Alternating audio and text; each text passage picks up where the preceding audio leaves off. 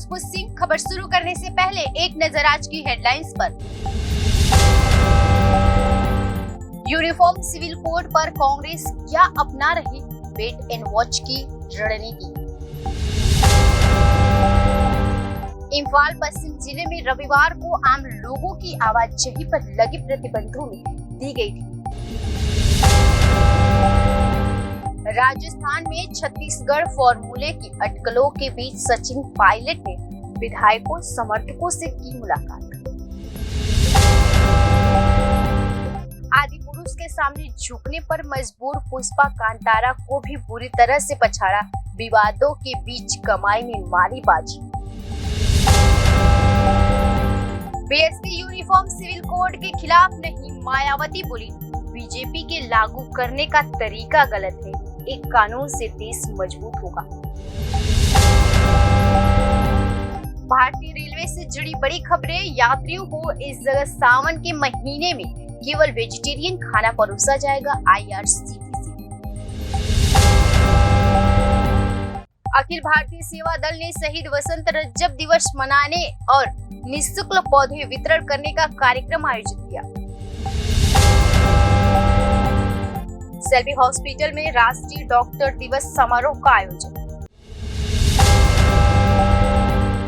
ये थी अभी तक की बड़ी और अहम खबरें। अब समाचार विस्तार से। कांग्रेस शनिवार को समान नागरिक संहिता पर अपने घोषित रुख पर कायम रही और कहा कि यह इस स्तर पर अवांछनीय है और कहा कि अगर इस मुद्दे पर कोई मसौदा, विधेयक या रिपोर्ट आती है तो वह आगे टिप्पणी करेगी। सांसद की एक स्थायी समिति ने समान नागरिक संहिता के मुद्दे पर विभिन्न हितधारकों के विचार लेने के लिए विधि आयोग द्वारा जारी नोटिस पर 3 जुलाई को आयोग और कानून मंत्रालय के प्रतिनिधियों को बुलाया है। समिति पर्सनल लॉ की समीक्षा विषय के तहत समान नागरिक संहिता पर विभिन्न हितधारकों की राय लेने के लिए 14 अक्टूबर 2023 को विधि आयोग द्वारा जारी सार्वजनिक नोटिस पर कानून मंत्रालय के कानूनी मामलों और विधायिकी विभागों तथा कानून मंत्रालय के प्रतिनिधियों के विचार जाने। इस बीच कांग्रेस पार्टी इस मुद्दे पर वेट एंड वॉच की रणनीति अपना रही है। सूत्रों के अनुसार अभी स्थिति साफ नहीं है, लेकिन 3 जुलाई की बैठक के बाद परिस्थिति क्या होगी कुछ कहा नहीं जा सकता। जब कोई मसौदा आया और चर्चा होगी तो हम हिस्सा लेंगे और जो प्रस्तावित होगा उसकी समीक्षा करेंगे। फिलहाल हमारे पास प्रक्रिया के लिए केवल विधि आयोग का सार्वजनिक नोटिस है। समान नागरिक संहिता पर विधि आयोग या कानून मंत्रालय की ओर से कोई अन्य रिपोर्ट समिति के सदस्यों को उपलब्ध नहीं कराई गई है। वर्तमान विधि आयोग 22वें में अभी तक पर्सनल लॉ पर अपनी रिपोर्ट जमा नहीं की है और कांग्रेस इस विषय पर विधि आयोग और केंद्रीय कानून मंत्रालय के विचार का इंतजार करेगी। दरअसल समान नागरिक संहिता का मसौदा सामने नहीं आया है। इसमें क्या होगा और क्या नहीं, इसके बारे में अभी कांग्रेस पार्टी या विपक्ष के पास कोई जानकारी नहीं है। ऐसे में इस मुद्दे पर कुछ भी बोलना अंधेरे में तीर चलाने जैसा है। फिर भी इस साल देश के 5 राज्यों में विधानसभा चुनाव और अगले साल देश में लोकसभा चुनाव होने वाले हैं। भाजपा ने लोकसभा चुनाव के लिए रणनीति तैयार कर ली है और उस पर काम भी शुरू कर दिया है। ऐसे में कांग्रेस भी हर मुद्दे पर बड़ी सावधानी से बयानबाजी कर रही है। समान नागरिक संहिता पर एक गलत बयान कांग्रेस पर आगामी चुनावों के लिए बेहद भारी पड़ सकता है। इतिहास इसका गवाह रहा है। शायद यही वजह है कि कांग्रेस यूसीसी पर वेट एंड वॉच की रणनीति अपना रही है। इम्फाल पश्चिम जिले में रविवार को आम लोगों की आवाजाही पर लगे प्रतिबंधों में ढील दी गई। इसके साथ ही मणिपुर में बहुसंख्यक मैतेई और अल्पसंख्यक कुकी समुदाय के बीच जातीय हिंसा विवाद में 131 लोगों की जान जा चुकी है। हिंसा प्रभावित मणिपुर के इम्फाल पश्चिम जिले में रविवार यानी आज के दिन को दंड प्रक्रिया संहिता की धारा 144 के तहत लागू प्रतिबंधों में ढील दी गई। इसको लेकर एडिशनल डिस्ट्रिक्ट मजिस्ट्रेट द्वारा एन जॉनसन मितेई द्वारा शनिवार को एक नोटिफिकेशन जारी कर जानकारी दी। नोटिफिकेशन में कहा गया है कि राज्य में झड़प शुरू होने के बाद 3 मई को लोगों की आवाजाही पर प्रतिबंध लगाया गया है। इम्फाल पश्चिम में additional district magistrate N Johnson Meitei की ओर से जारी नोटिफिकेशन के अनुसार इम्फाल पश्चिम जिले के सभी क्षेत्रों के लिए आम लोगों के घरों से निकलने पर लगाए गए प्रतिबंध 2 जुलाई को सुबह 5:30 बजे और 6:30 बजे तक हटा दिया गया है। यह फैसला जिले में कानून और व्यवस्था की स्थिति में काफी सुधार के कारण लिया गया है।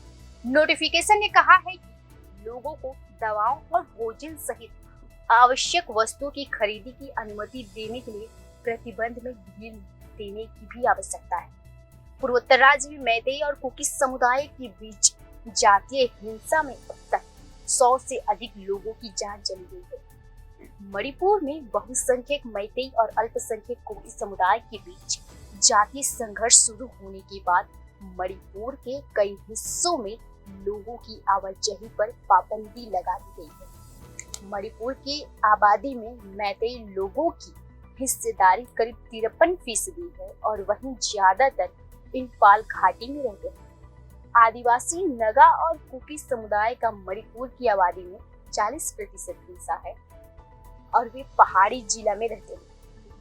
राजस्थान के पूर्व डिप्टी सीएम सचिन पायलट के दिल्ली से लौटने के बाद राजनीतिक अटकलें शुरू हो गई हैं। सचिन पायलट स्वयं कुछ नहीं बोल रहे हैं, लेकिन अपने समर्थकों से लगातार मुलाकात कर रहे हैं। इस साल के अंत में विधानसभा चुनाव से पहले छत्तीसगढ़ के उप मुख्यमंत्री के रूप में मुख्यमंत्री भूपेश बघेल की प्रतिद्वंदी टीएस सिंहदेव की अंतिम समय से नियुक्ति के बाद अब सभी की निगाहें राजस्थान पे है। इस कदम से अटकलें तेज हो गई है कि कांग्रेस मुख्यमंत्री अशोक गहलोत के साथ टकराव में रहे सचिन पायलट को पार्टी में अधिक प्रमुख भूमिका शामिल करके पश्चिमी सीमावर्ती राज्यों में भी शांति स्थापित करने का प्रयास कर सकती है। राजस्थान के पूर्व डिप्टी सीएम सचिन पायलट के दिल्ली से लौटने के बाद राजनीतिक अटकलें शुरू हो गई हैं। छत्तीसगढ़ में कांग्रेस की अंदरूनी कलह सुलझाने के बाद अब राजस्थान में भी मुख्यमंत्री अशोक गहलोत और पूर्व डिप्टी सीएम सचिन पायलट के बीच चल रही रसाकशी को खत्म करने के लिए राजस्थान पर नजर बनाए हुए सचिन पायलट स्वयं कुछ नहीं बोल रहे, लेकिन अपने समर्थकों से लगातार मुलाकात कर रहे हैं। सचिन पायलट ने मीडिया से बातचीत करने से भी मना कर दिया है। प्रभास की फिल्म आदि पुरुष ने भी बॉक्स ऑफिस पर जबरदस्त कमाई की। सिर्फ ज्यादा कमाई ही नहीं की, बल्कि इसने बड़ी बड़ी फिल्मों को भी पछाड़ दिया है, जिसमें कांतारा और पुष्पा मूवी भी शामिल है। आदि पुरुष के साथ चाहे जितना ही विवाद क्यों न जुड़े हुए हों, कमाई के मामले में इस फिल्म ने बाजी मार ही ली। प्रभास की इस फिल्म ने बॉक्स ऑफिस पर जबरदस्त कमाई, सिर्फ ज्यादा कमाई ही नहीं, बड़ी बड़ी फिल्मों को भी पछाड़ दिया है, जिसमें कांतारा और पुष्पा मूवी शामिल है। बसपा प्रमुख मायावती ने रविवार को यानी आज के दिन यूसीसी यानी यूनिफॉर्म सिविल कोड का समर्थन किया। उन्होंने कहा कि बीजेपी सरकार के लागू करने के तरीके पर सवाल भी उठाए। मायावती ने कहा, हमारी पार्टी यूसीसी लागू करने के खिलाफ नहीं है, मगर जिस तरह से बीजेपी ने देश में यूसीसी लागू करने की कोशिश कर रही है, यह तरीका गलत है, हम सहमत नहीं हैं। बीएसपी चीफ ने कहा, यूसीसी पर राजनीति करना ठीक नहीं, देश में जनहित में सही यह होगा कि सरकार महंगाई, गरीबी और शिक्षा पे ध्यान दे। मुख्य समस्याओं की ओर सरकार का ध्यान नहीं, बल्कि इससे भटकाने के लिए यूसीसी पर चर्चा कर रहे हैं। मायावती ने कहा, भारत में सभी धर्मों के लोग रहते हैं, जिनके हम मामले में रहन सहन, नियम और रस्म है। इससे इनकार नहीं किया जा सकता है। यूसीसी को लेकर आम सहमति जरूरी है। संविधान की धारा 44 में यूसीसी का जिक्र है, मगर इसे थोपने का नहीं। यूसीसी पर राजनीतिक देश हित में ठीक नहीं। इससे इन सभी बातों को ध्यान में रखकर ही भाजपा को देश में यूसीसी को लागू करने के लिए कोई कदम उठाना चाहिए था। मायावती ने कहा वे केवल अपनी विफलताओं को छिपाने के लिए यूसीसी लागू कर रही है। यूसीसी लागू होने से देश मजबूत होगा और भारतीय एकजुटता होगी। इससे लोगों में भाईचारे की भावना भी विकसित होगी। एक कानून से देश मजबूत भी होगा, मगर जबरदस्ती लागू करना ठीक नहीं। इस मुद्दे पर राजनीतिकरण करने से देश में भेदभाव पैदा हो सकता है। IRCTC भागलपुर में सावन के महीने के दौरान रेल यात्रियों को केवल शाकाहारी भोजन परोसेगा। इस भोजन में प्याज लहसुन का भी समावेश नहीं किया जाएगा। अगर आप मांसाहारी भोजन के शौकीन हैं और बिहार के भागलपुर में रेलवे से यात्रा कर रहे हैं, तो इस बात का ध्यान रखें कि सावन के महीने में आपको ये सुविधाएं नहीं मिल पाएगी। हिंदू कैलेंडर में सावन को सबसे पवित्र महीनों में से एक माना जाता है। इस दौरान भगवान शिव का आशीर्वाद पाने के लिए पूजा की जाती है और भक्तों का विश्वास है कि महादेव सभी मनोकामनाओं को पूरा करेंगे। इस बार सावन एक नहीं बल्कि 2 महीने का रहेगा।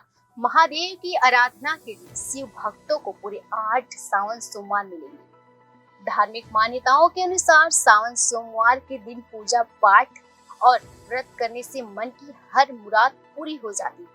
वहीं कुंवारी कन्याओं को मनचाहे वर की प्राप्ति होती है। सावन के सोमवार के दिन भोलेनाथ साथ माता गौरी की भी विविध पूजा की जाती है। मान्यताओं के मुताबिक सावन माह में भगवान शिव माँ पार्वती के साथ धरती पे आते हैं और अपने भक्तों पर अपार कृपा बरसाते हैं। सावन 4 जुलाई से लेकर 31 अगस्त 2023 तक रहेगा।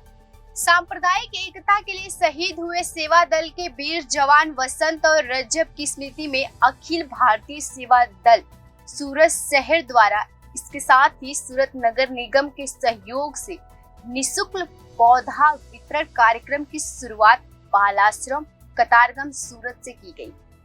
अखिल भारतीय सेवा दल ने शहीद वसंत रजब दिवस मनाने और निःशुल्क पौधे वितरित करने का कार्यक्रम आयोजित किया।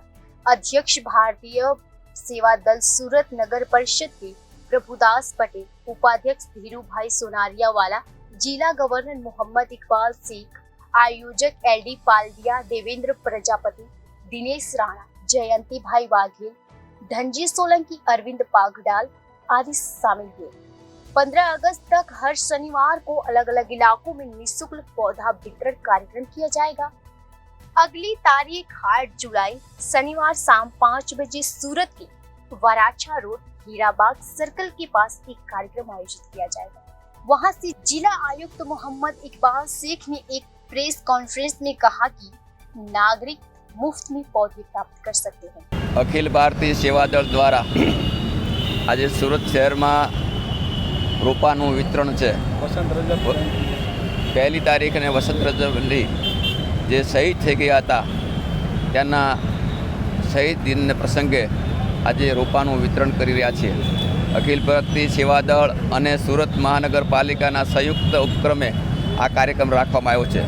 હંમેશા અમને દર વર્ષે અમે આ કાર્યક્રમ રાખીએ છીએ ત્યારે રોપાઓ સુરત મહાનગરપાલિકા અમને પૂરા પાડે છે અને અખિલ ભારતીય સેવા દળની એક જાગૃતિ માટે આ કાર્યક્રમ કરવામાં આવે છે અને આ રોપા વિના મૂલ્યે આપવામાં આવે છે। પર્યાવરણ બચાવવા માટે કરવામાં આવે છે। જ્યારે વરસાદ નથી વરસતો ત્યારે લોકોને વૃક્ષો યાદ આવે છે। જ્યારે હમણાં કોરોના કાળમાં ઓક્સિજનની તકલીફ હતી ત્યારે લોકોને યાદ આવતા હતા વૃક્ષો। આ બધાને માટે અમારો ભાવના એવી છે કે આમાં જાગૃતિ આવે અને ચોમાસાની સિઝન છે ત્યારે પોતે પોતાના ઘેર લઈ જઈ પોતાના આંગણામાં, પોતાના પ્લોટમાં, પોતાના કુંડામાં વૃક્ષ રોપે તો એક જાગૃતિ આવે અને લોકોમાં જાગૃતિ આવ્યા પછી જે અત્યારે પર્યાવરણનો મોટો પ્રશ્ન છે એ હલ થાય। તો આજે અમે અખિલ ભારતીય સેવા દળના સૌ પણ કાર્યકર્તાઓ આજે આવ્યા છીએ અને 500 રોપા સુરત મહાનગરપાલિકા આજે આપ્યા છે।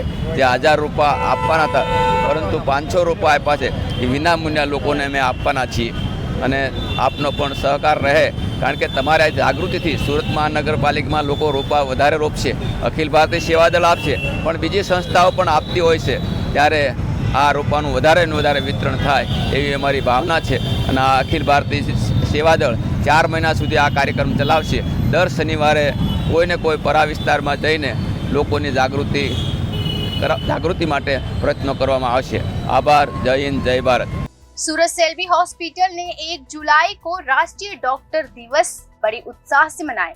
कार्यक्रम में 50 से अधिक डॉक्टरों ने सक्रिय रूप से भाग लिया और मरीजों के साथ अपने अनुभव और उपलब्धियां साझा किया। सूरत और वापी कलेक्टर प्रमुख डॉक्टर सुप्रिया सरकार ने मरीजों को 24 घंटे देखभाल प्रदान करने की उनकी अटूट प्रतिबद्धता के लिए डॉक्टरों को धन्यवाद भी व्यक्त किया। मुख्य प्रशासनिक अधिकारी डॉक्टर दुष्यंत पटेल ने डॉक्टरों की सेवा भावना और असाधारण मानवीय दृष्टिकोण की सराहना की। आगे कहा कि मरीजों की देखभाल में डॉक्टर के निरंतर प्रयासों की सराहना की जाती है। इस अवसर पर कई रोगियों ने सेल्वी अस्पताल सूरत में अपने सकारात्मक उपचार के अनुभव भी साझा किए हैं। डॉक्टरों को सम्मानित करने के लिए ट्रॉफियां HDFC बैंक द्वारा प्रायोजित की गई। उपाध्यक्ष एवं क्लस्टर प्रमुख श्रीमती जल्पा शाह, रांधी रोड शाखा के शाखा प्रबंधक श्री अब्बास निवृत्तिलाल सहित आमंत्रित अतिथियों को डॉक्टरों को ट्रॉफी देकर सम्मानित किया गया। उल्लेखनीय है कि सेल्वी हॉस्पिटल उत्कृष्ट स्वास्थ्य सेवाएं प्रदान करने के लिए प्रतिबद्ध है और अपने सम्मानित डॉक्टरों के समर्पण और व्यावसायिकता की ईमानदारी में सराहना करता है। હું ડૉક્ટર કવિન દેસાઈ સેલ્વી હોસ્પિટલમાં મેડિકલ સુપ્રિન્ટેન્ડન્ટ તરીકે સેવા આપું છું અને એનએસએસઆર ડિપાર્ટમેન્ટમાં હેડ તરીકે પણ હું કામ કરું છું। સેલ્વી હોસ્પિટલમાં ડૉક્ટર્સ ડે સેલિબ્રેશનના ભાગરૂપે આજે આ એક પ્રોગ્રામ રાખવામાં આવ્યો છે। સેલ્વી હોસ્પિટલની વિશેષતા એ છે કે અહીંયા ફક્ત એક જ ડૉક્ટર કે અમુક જ ડૉક્ટરોની સેવા નથી, પરંતુ બધી જ સ્પેશિયાલિટી અને મલ્ટી સ્પેશિયાલિટીના ડૉક્ટર્સો અહીંયા અવેલેબલ છે। એટલે આ હોસ્પિટલમાં જો પેશન્ટ આવે તો એને એક જ ફાયદો થાય કે કોઈ પણ પેશન્ટને રોગ હોય, કોઈ પણ તકલીફ હોય, બધા જ રોગનું નિદાનથી સારવાર સુધીનું સંપૂર્ણ વ્યવસ્થા અહીં છે। અહીં અમારી પાસે એક dedicated full time 24/7 emergency physician પણ છે અને આરએમઓની પણ ખૂબ જ સરસ ટીમ છે। એટલે એક વખત જો પેશન્ટ સેલ્બીમાં આવે તો એ સંપૂर्ण સ્વસ્થ થઈને જાય એની અમારા તરફથી ગેરંટી છે। मेरा नाम डॉक्टर शुक्रिया सरकार, क्लस्टर हेड सेल्वी हॉस्पिटल सूरत वापी। आज 1 जुलाई डॉक्टर्स डे है। डॉक्टर्स डे के उपलक्ष्य पे हमने सभी डॉक्टर्स को, हमारे हॉस्पिटल के डॉक्टर एंड बाहर के डॉक्टर को हमने इनवाइट किया था, उनको सम्मान किया हमने। आज डॉक्टर्स डे के उपलक्ष्य पे हमने प्रोग्राम अरेंज किया था जिसमें 50 करीब डॉक्टर्स अटेंड किए और जिसको हमने सम्मान किया हमारी तरफ से, ताकि थोड़ा डॉक्टर्स का जो भी कंट्रीब्यूशन है सोसाइटी में उसको हम थोड़ा रिकग्नाइज कर पाए इस प्रोग्राम के थ्रू। और ये प्रोग्राम में सभी डॉक्टर पार्टिसिपेट किए थे और सबको बहुत ही अच्छा लगा। सबने अपना अपना अभिव्यक्ति व्यक्त किया। और इस साल का डॉक्टर्स डे का थीम है रेजिलियंस, यानी कि किस तरह से हम मेंटली स्ट्रांग हो सकते हैं एज ए डॉक्टर, क्योंकि डॉक्टर्स भले डॉक्टर्स हैं, दूसरों की सेवा करते हैं, दूसरों को ठीक करते हैं, लेकिन डॉक्टर्स अपने आप बहुत सारे मेंटल स्ट्रेस से गुजरते हैं जिससे उभरना बहुत ही मुश्किल हो जाता है और उसको हम ध्यान नहीं देते। तो आज हमने सबको यही मैसेज दिया कि हमें दूसरों के ध्यान रखने के साथ साथ अपना भी ध्यान रखना चाहिए और किस तरह से हम मेंटली हम अपने आप को ठीक रख सकते हैं ताकि हम दूसरों को और से और सेवा कर पाए। और थैंक यू सो मच। फिलहाल के लिए इतना ही। खबरों में बने रहने के लिए देखते रहिए जनादेश।